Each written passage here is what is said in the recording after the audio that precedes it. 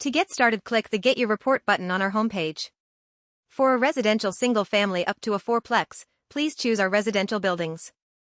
Please provide your first and last name, along with your phone number and email address. We'll use this information to contact you and send you the report.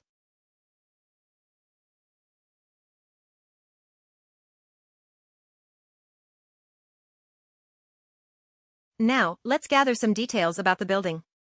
You can enter either an entity name or the building address. The entity name is only for your record-keeping purposes and will not affect your study. Please remember to provide the complete address of the building you want the study to be conducted on, not your home address. Next, enter the building address and state. Be sure to provide the full address of the property. Please indicate whether this is a purchase or new construction. If you purchased a newly built building, choose Purchase. Select New Construction only if you paid for the construction of the building and have the cost information available. Let us know if this building was part of a 1031 exchange.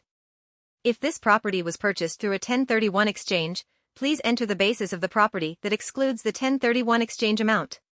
Otherwise, you may proceed to enter your total purchase price as normal. Moving on to the price and size information.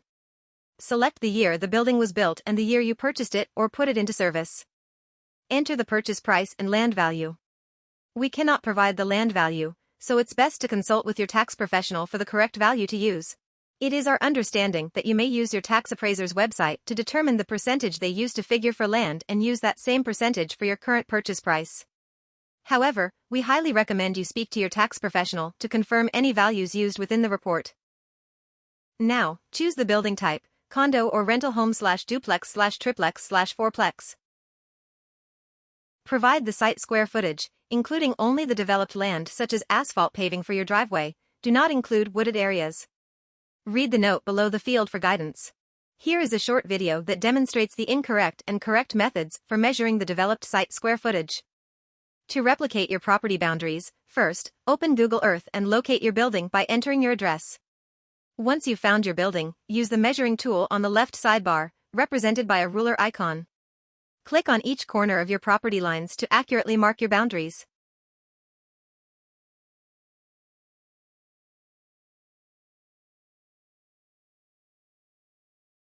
The presented example here is incorrect as the boundary lines encompasses natural vegetation situated behind the fence line.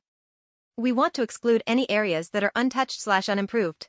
Here is the correct method of measuring your property lines to only include improved areas. The boundaries do not include the wooded areas behind. This is what you would enter on our website for the total developed site square footage.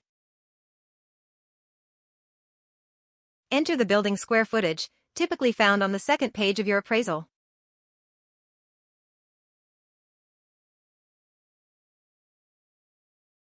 Select the building grade that best represents the condition of your building. Specify the number of stories in your building. Indicate whether you have a sprinkler/irrigation system for the property site. Moving on to building features, let us know if you have a swimming pool, and if it's located inside or outside. Enter the pool square footage accordingly. Do not include the size of the deck. Please take note of the different pool options we provide.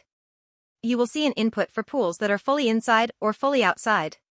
We also have an input for swimming pools that are partially inside and partially outside. Select the total number of living units in the building. Choose the type of kitchen cabinetry and countertops you have.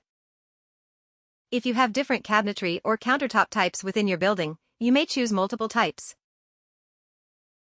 Enter the number of each appliance you have, based on the total count mentioned in your appraisal.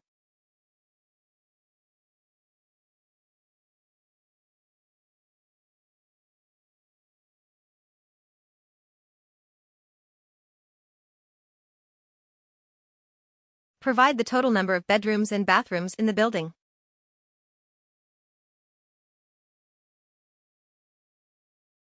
If there is a laundry hookup area, enter 1. Do not enter the size of the laundry room, just the number of hookups.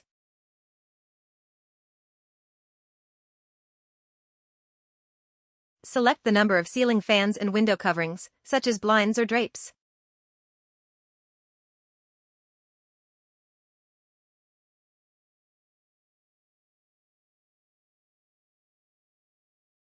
Now, let's consider the different flooring types in your building. Allocate percentages for each type of flooring, ensuring they add up to 100%. Indicate whether your building is a long-term or short-term rental. Refer to the pop-up for further explanation.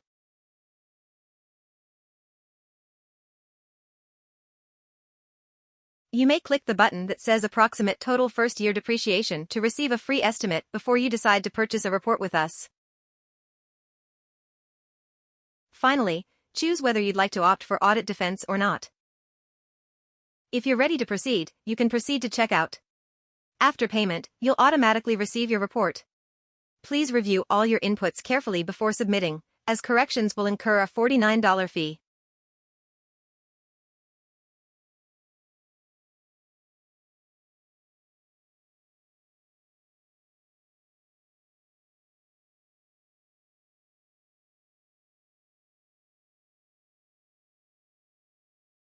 Thank you for watching.